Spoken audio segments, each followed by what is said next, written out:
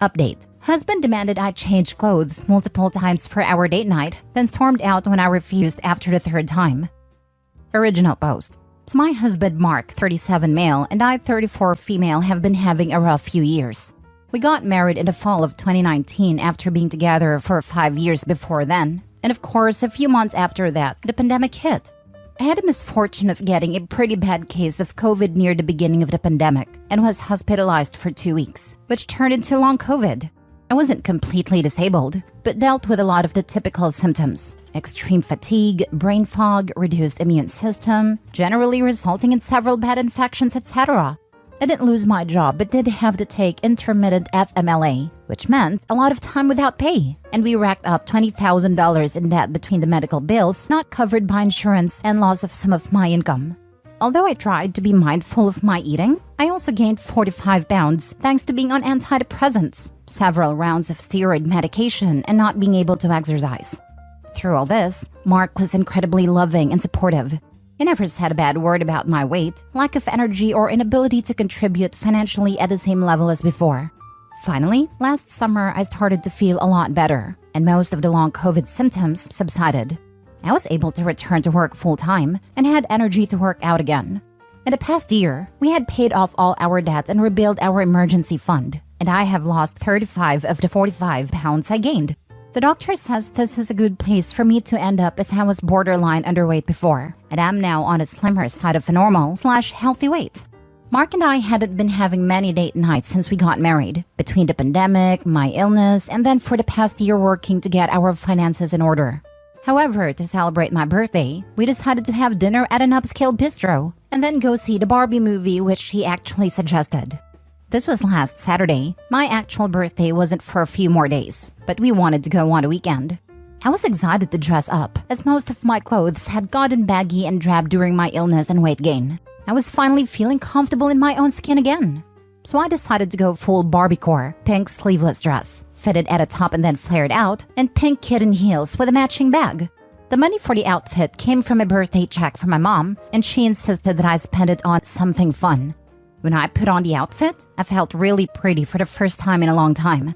Unfortunately and surprisingly, Mark reacted badly to it. He said it looked slutty and attention-seeking, and essentially accused me of trying to get the attention of other men, and that I should cover up more. I protested, because first of all we were going to a restaurant, table for two, and a movie theater. When exactly was I going to be interacting socially with other men? Also, the outfit was quite dramatic and striking, but it wasn't revealing. Sleeveless dresses are pretty normal date night wear for a hot summer day, and it wasn't low-cut, neckline was at the collarbone, and was on the longer side, calf length. But I didn't want to argue, so I put on a black knit cardigan over the dress. Nope, still no dice for Mark. He said it was still attention-seeking. At this point, I really wanted to get going and not miss our reservation, so I gave up on the dress and changed into fitted jeans and a pastel pink tunic top, not fitted. Nope, said Mark. I still looked like I was trying to attract other men. So I threw on a hoodie over the top, but then he said I looked sloppy. I was really exasperated by this point and asked if he just wanted to come to my closet to pick an outfit that was acceptable, and he started yelling that I was too stupid to even understand that I was disrespecting him and that I didn't know how to dress myself. Then he said he was going for a drive and going to the movie without me. The tickets were on his phone.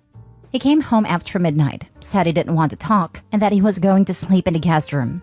He has barely spoken to me since. My actual birthday was a couple days ago and he didn't even acknowledge it. I begged him to please talk to me and tell me what was really going on, but he said he was still too angry. So am I the a-hole for not trying to change my clothes yet again before our date for my birthday? I still don't know what he was really upset about, or what sort of outfit would have been acceptable. And no, he never once tried to make rules about what I could wear, or commented at all on my clothes, except to tell me that I looked nice or that he liked certain colors on me. This really came out of nowhere as far as I can tell. And again, he selected a Barbie movie and planned a date, so it's not like I was strong-arming him into plans he didn't want. Now for the top comments before reading the update. Something deeper is going on. Time to have a serious discussion about where you guys are in this relationship. No matter how much my wife are fighting, it would be a truce on a birthday. The odd thing is we haven't been fighting at all. Not a bit. He was so incredibly loving and supportive while I was ill, and over the past year we have gradually gotten back to a more even dynamic, as I was feeling better and better. And until a week ago, I would have said our relationship was stronger than ever for having gotten through the really tough times. Snapping at me over clothes and then digging in and blowing up both my birthday dinner and my actual birthday definitely came out of nowhere. He was incredibly loving when you were feeling sick, overweight, unattractive, and basically housebound.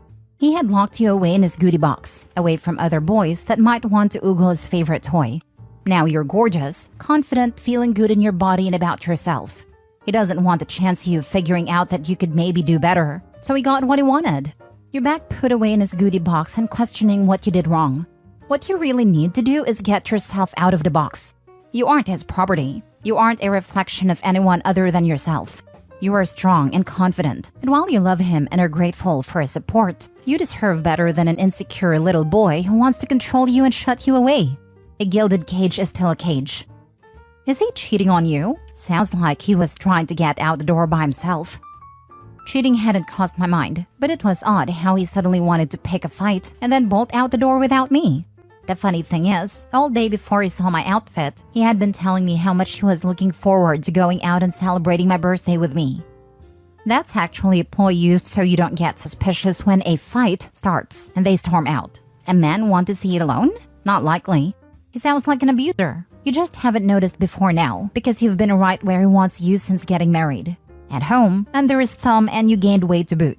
So he didn't have to worry about you attracting other men. Now for the update. I did end up going to my mom's place for the weekend last weekend and had a nice girls' weekend with my mom and sister. We did see the movie on Saturday and got to wear my original planned outfit, and then got brunch and had a fun salon outing on Sunday. Late afternoon Sunday, I texted Mark, my husband, to say I was coming home in a couple hours and that I hoped he would be ready to talk then.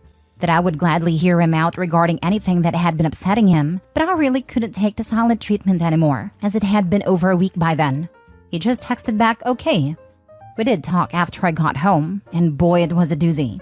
It turns out Mark has been building resentment for years, since I first got sick with COVID nearly 3.5 years ago. Not so much in the first few months, but when it was clear my illness had turned into long COVID and an ongoing disability, he started to feel very put upon due to my not being able to generate as much income, not being able to do my share of the housework and cooking, etc.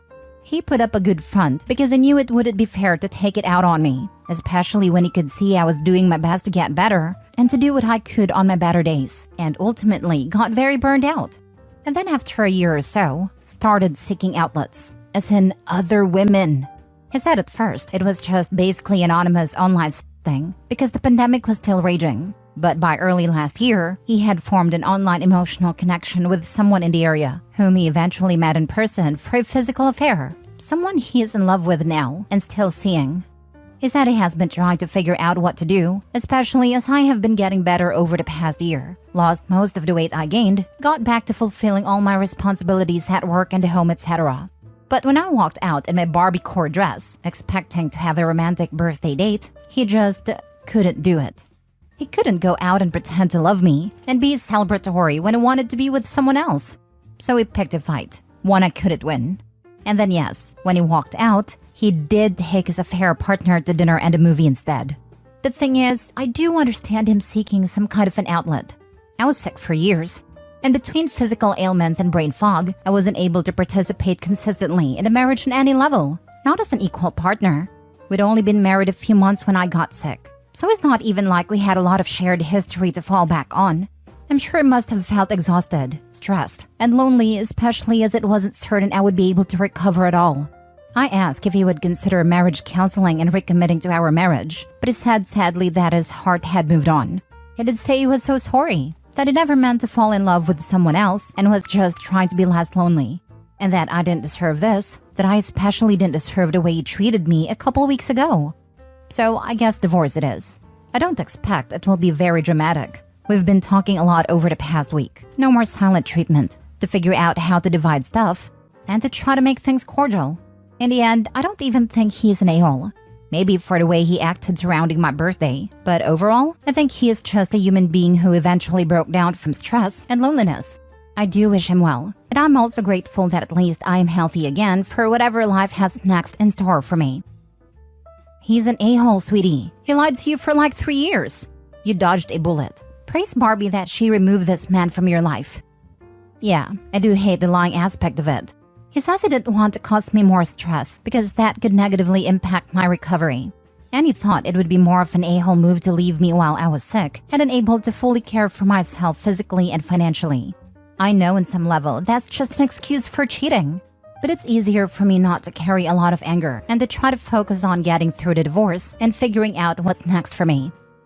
Please get yourself some counseling or therapy because thinking it's understandable to be cheated on and lied to and potentially exposed to STDs because you are seriously ill is wow. I wouldn't wish that on my worst enemy, let alone someone I loved, let alone myself. He is a piece of turd. You deserve better than to empathize with a piece of turd, for real. Thank you. You and the other kind commenters here are definitely helping me to see that this behavior isn't understandable or acceptable. Counseling will definitely be part of my divorce recovery. Definitely get yourself tested for STDs as well, just to make sure he didn't give you anything from his infidelity. Your sexual health is just as important as your emotional health. My annual GYN checkup is next week, so I'll be sure to get tested then. Unfortunately, we were still sleeping together several times a week. Guess he was faking his attraction, or maybe I was just there. Hopefully nothing has gotten transmitted. Please do not let this guy convince you he is not the bad guy here. In sickness and in health are part of the vows for a reason. If the situation was reversed, I've no doubt he would have expected twice as much support out of you. You don't cheat. He is 100% the a-hole across the board and has been for many years. Please do not take the blame for this. I wish you peace and healing as you move forward. Thank you. He told me that I couldn't be certain as to what I would have done if the situation had been reversed. I really don't think I would have cheated though. I might have leaned on friends and family, tried to get some help if I felt overwhelmed with caretaking, got therapy, etc. But I can't imagine cheating. Especially not physically, not making deliberate plans to meet someone in person after meeting online. Anyway, he wasn't meant to be my person for life. Clearly a fair weather partner, and not someone who would truly honor all the vows. Last story. Am I the a-hole for not wanting to take back my husband who left me during a manic episode? Over 2 months ago, my husband told me that he doesn't need me anymore and left me. He claimed he only dated me and married me because he was lonely, had low self-confidence, and didn't really have friends. But now that he has a good social circle and high self-confidence, he doesn't need me anymore, and I'm only pulling him back. I was absolutely heartbroken and went through a really hard time. I'm still not okay, but I'm doing a bit better now, and I'm trying to focus on self-improvement. I made a plan to run a marathon next year and to move to a better country, which my husband was always against, and those two things are what holding me together basically. However, after not talking to me at all for 2 months, my husband suddenly wants me back. He says that he went through a manic episode and that's why he behaved like that. He is seeing a psychiatrist now and claims that he loves me and I'm his everything. I don't know enough about manic episodes to be able to tell if he is telling the truth or just realized life is not better without me, but I don't care. This past 2 months were incredibly hard on me, and I just can't do this. Most of my friends agree with me, but 2 of them told me that we were perfect together. And if he had a manic episode, that means he was not in control of his actions. That I should not throw away our future because of his mental health issues. Am I the a-hole for not wanting to take him back? Now for the comments. It doesn't matter what he wants anymore. All bets are off. Focus on what you want. Your 2 friends that said you were perfect together, were they there with you every day you cried? Were they the ones that felt the heartbreak and betrayal? They can buzz right off. Those 2 friends always held our relationship as the gold standard. They had a few bad relationships, had been cheated on, but said that they are not giving up because they see how great my relationship with my husband is, how well he treats me, and they want that for themselves too. When my husband left me, it kind of took away their hope too, I think. It's like they were a bit heartbroken too. I guess with this explanation, they got their hope back. But I'm too scared to even hope. I can't go through this again. Info. Is he on a proper treatment plan for his manic episodes? Is he happy for you to meet his doctors, therapists, etc. so that they can talk you through his diagnosis and what it means for you? Would he consider taking it very slowly and starting your relationship over rather than hopping straight back into marriage?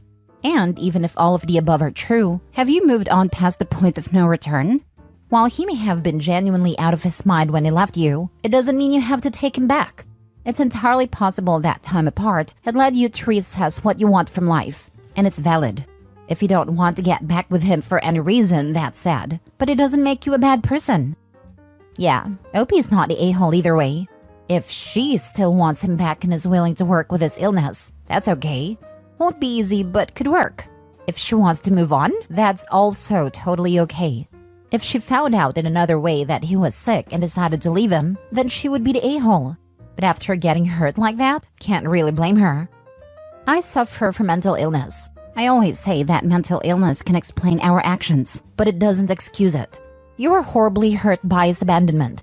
If you got back together, you would live in fear that he would have another manic break, and it may be too much to handle living with that.